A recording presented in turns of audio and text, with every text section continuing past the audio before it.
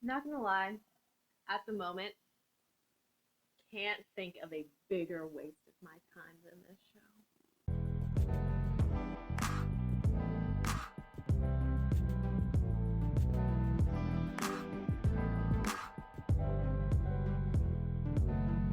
Salutations, friends. My name is Brianna Sikion Bond, otherwise known as Military Scholar. Let's start the video. We got a rapid fire through my rants and my opinions about the show, The Game. Number one, the girl that plays TT's girlfriend in like season 4, she is Selena Gomez's best friend from another Cinderella story.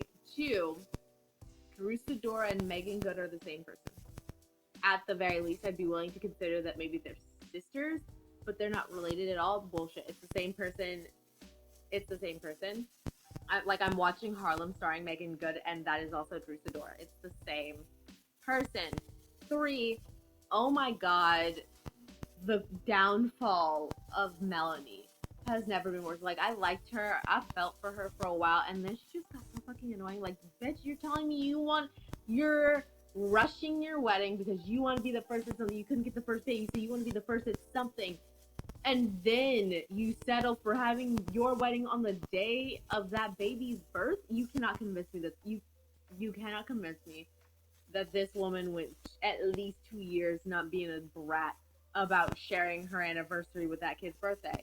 You will never convince me. Oh my god, it just got to the point where I was so sick of all of these characters. I couldn't stand it.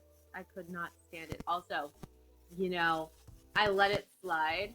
The black card we obviously gave Kelly with her being friend with Tasha. I let it slide until she started using that black scent and that AAVE against Tasha. That crosses the line for me. Couldn't do it. But moving on. What we're all actually here for today is The Game. Is it problematic? Let's get into it. The thing that I want to talk about is The Game. Is it anti-queer? Let's specifically talk about their gay player storyline. So what happens is you have a member of the main football team in the show, the Sabres, comes on to the star player Malik after Malik's ex-wife spreads a rumor that he's gay. Malik gets so bigoted, and in like a little fit, a little tantrum, he ends up outing this player. The next episode opens with the owner, I believe, of the team announcing to the players, from this point forward, there's nothing wrong with being gay. Malik goes, again, full bigot, even throwing around some slurs. Another main character of the team, the cheapskate, his name is Jason. He is the vet. He agrees to not be a bigot in exchange for money. Malik eventually comes around when he gets to meet this Muppet TV show character that was pretty much raised him. He meets the Muppet, and the Muppet, they pull a whole stunt on him to get him to learn his lesson. Why on earth would people think that this is anti-queer? Well, the show itself has leaned on, for this 4 seasons straight, has leaned heavily on anti-queer and gay jokes. And in this episode, Malik himself is absolutely vicious, absolutely disgusting. The plot itself is also half-baked. The plot is half-baked. I mean, one, because we're specifically talking about this storyline. We have a gay player storyline. Episode 1, you have this gay player hitting on Malik, trying to hook up with Malik, and that's what gets Malik all in his feelings.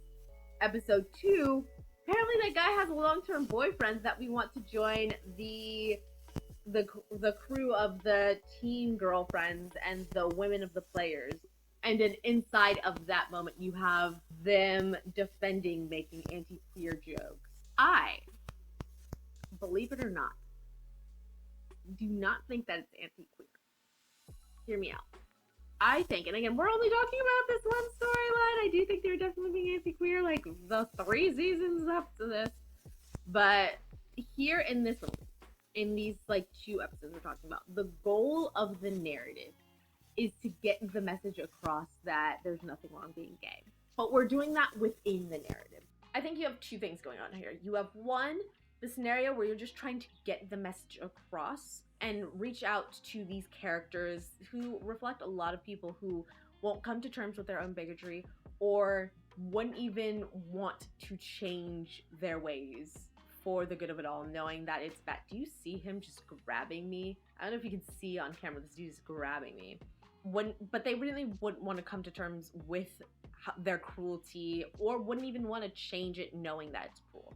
And that's especially present in Jason and the Sunbeams. You have Jason, who doesn't care about how their bigotry is affecting gay men and gay people around, but he's looking for that way being a better person can benefit himself. And then you have the Sunbeams, who are really just doing it for the publicity, for the team to have that shining star saying they were the first team to have an out gay man. And I will say, I think this bit with the Sunbeams, where they are defending their right to make gay jokes, it is defensive of the writers, and I think it is misguided, but I don't think it's malicious. Can it absolutely still promote harm, perpetuate harm? Yes, but I think it is more ignorant than actively bigoted. Like, I think they genuinely didn't have anyone telling them, hey, no, that's still hurtful, kind of thing. Hey, no, that's still a low blow. Hey, no, that's still a cheap shot. There was not someone there to say, hey, maybe just find a better fucking joke. But again, I think it is, given the time that this was made, I think it is more ignorant than bigoted. But then we get on to the Malik storyline.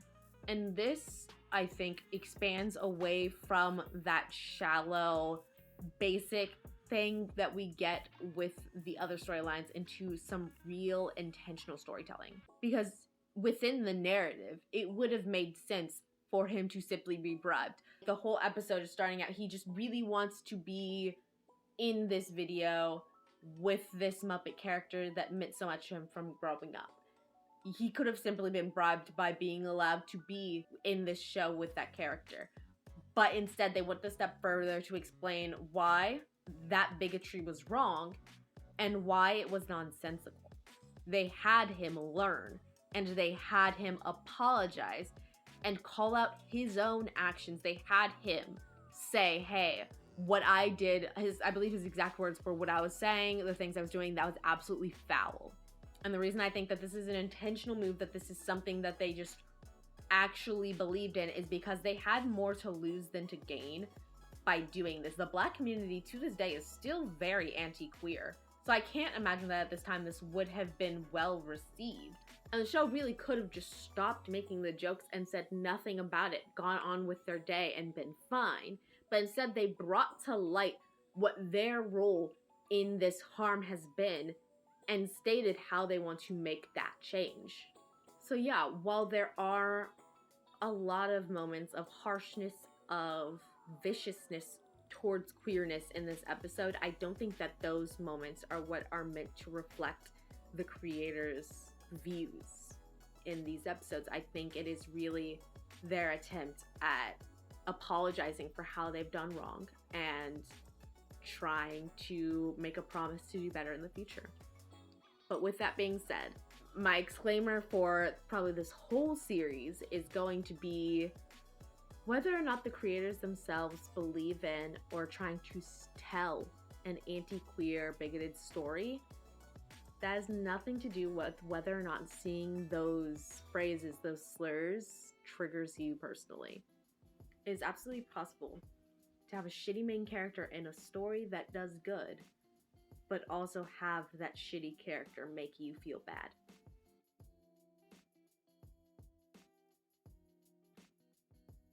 Thank you so much for watching. If you liked this video, please hit the subscribe button, as well as check out, what video should they check out? Check out my Scooby-Doo video. I did a Scooby-Doo video on the live action Mystery Incorporated YouTube show that only ever made one episode. And I did a video breakdown on that. It will be linked right up here. Go check that out. Laugh with me.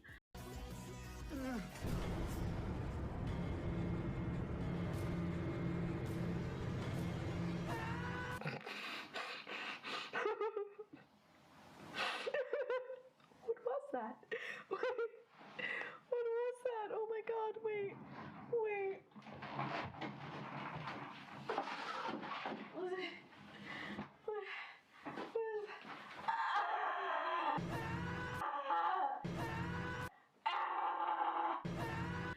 If you like to see more of this guy and more of my other 3 little nuggets, go ahead and check out my vlog channel. Over there, we're goofy, we're moving, always moving, and we're having a lot of fun. And if you read books, I write those. What a coinky dink. Check out the Queen of Thieves series. Link will be down below to purchase on Amazon. And if you've done all that and you still want to find even more ways to support me, I appreciate that, really. It means a lot to me, actually. I do have a Patreon. Over there you can support me for as little as $2 a month, but once you hit that $5 a month, you can start getting some really cool things. You get some of my YouTube videos early for this channel and my vlog channel. You also get to participate in my pre-release premieres for my books, where I give you a chapter a week along with a bunch of behind-the-scenes stuff.